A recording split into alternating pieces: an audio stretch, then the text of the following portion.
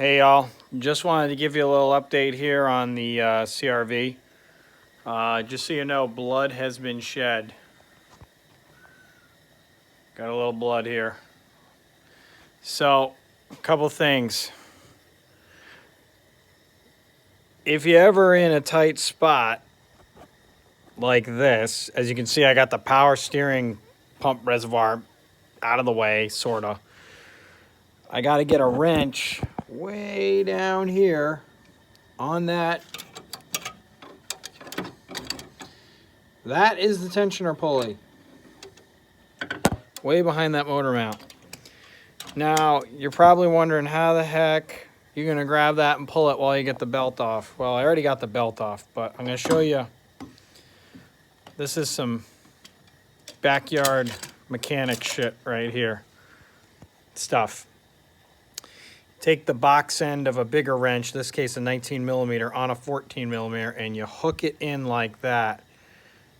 And now, what you got is a nice lever.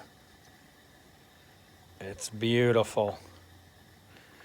So, that right there is that's how you cheat when you don't have what you need. Right? They make a really long bar to get at that, but I don't have it. So anyways, we got the crank bolt out, which you'd be like, wow, whoop-de-doo, you got the crank bolt out. Yeah, well, that's a big deal, actually, because that thing is a pain in the ass to get off. It's on there pretty tight, and it's a fine thread bolt. And remember, it's on the crank, so the crank spins. So luckily, my friend John, shout out to John, he let me borrow this tool that fits into the crank. And then using a floor jack and a long wrench, breaker bar and a torque wrench, I was able to jack up on one wrench to get this bolt out. This is the crank bolt. You see how it's a real fine thread bolt right there. So I don't know how many foot-pounds of torque that's on there with, but I've done a few of these jobs and they do not, Honda does not want them coming off, and they don't come off. So, oh, I'm losing my bulb. So that's it for the bulb. So that being said, I think that's all I'm doing for tonight. Crank bolts out, belts off. We're going to take the belt out. We're probably going to have to buy a new serpentine belt because I wasn't aware that the power steering pump was juicing all over it for the last day or two while I've been waiting for parts. Believe it or not, that crank bolt being off is more than half the battle on this job. It's once you get that off, you can line up the timing again. Sorry, I'm just taking my glove off. And it's pretty downhill from there. So what we've got here is, it was Christmas the other day. This is car Christmas. We got Fill Pro valve cover gaskets and grommets and new spark plug hole gaskets for the Honda CRV. We've also got, what we got here straight off of Amazon. We've got crankshaft seal that'll go in the timing cover, and this is some kind of O-ring gasket, I think, that goes on an access panel for the tensioner. Comes with this little tube of RTV. Never use the RTV that comes with the kits. It's always garbage. I'm probably going to buy a brand new tube unless this one's good. You always want to use Permatex Ultra Black, and this one's still good, so we're going to use this. Or Ultra Gray. Ultra Gray is harder to get off. And then we've also got, straight from Amazon, our new timing chain and sprocket. This came with some gray gasket maker. This stuff might not be too bad. I may end up using that. It says it's good for 650. What's this good for? Let's see what the temperature rating on this is. This is rated for oil. Let's see, what's it say? It doesn't say on the tube. It probably says on the box, but it's probably similar, 650 intermittent. I don't know. I'll make a decision when I put it back together. But so inside here is the grenade.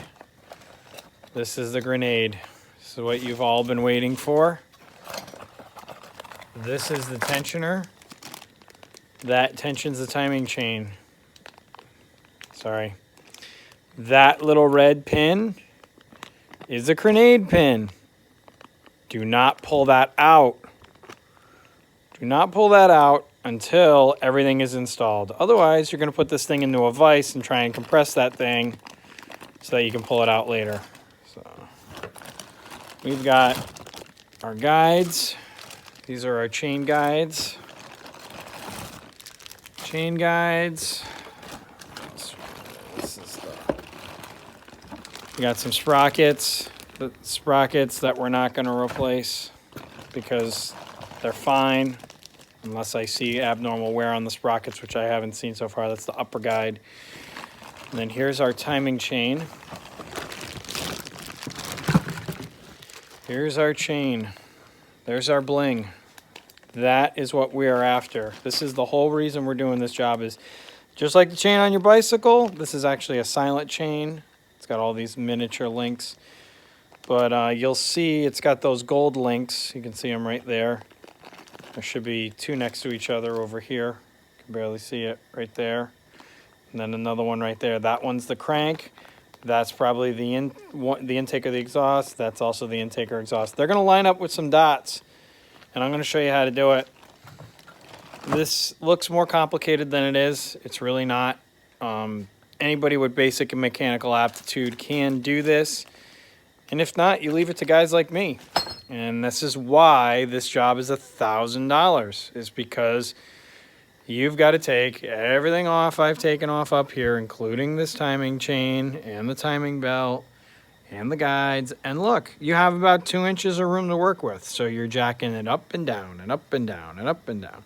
So it's not particularly mentally hard, but you do need to know what you're doing and what to expect. And you got to be clean. You know, the gasket surfaces have to be clean. You have to prepare things right. You have to be somewhat methodical to do a job like this and have it come out correctly. You know, one thing at a time. You have to take your time. You know, if I was doing this full time, I could probably do this in 4 or 5 hours, maybe, this job start to finish. But, you know, I started it. I waited for parts. The parts just came in. I have to go to work tomorrow, so I'm not going to burn the midnight oil tonight. No midnight mechanic tonight. But probably another day this week, I'll stay home and I'll get this done in the afternoon. So we're going to sign off for now. That's it. It's cold. I'm out here in the garage. I got this little heater. So that's it. 20 gallon bottle of propane, and that little Mr. Heater is what keeps me warm out here while I do this stuff in the middle of winter. It's 17 degrees out tonight. So I'm earning my money tonight. But you guys can do this too. I'll show you how to do it. You know, once we get all the rest of this stuff off, I'm going to show you how to clean everything. I'm going to show you how to replace all the seals. You're going to see just how relatively easy this is with some basic hand tools. And anybody can really do this.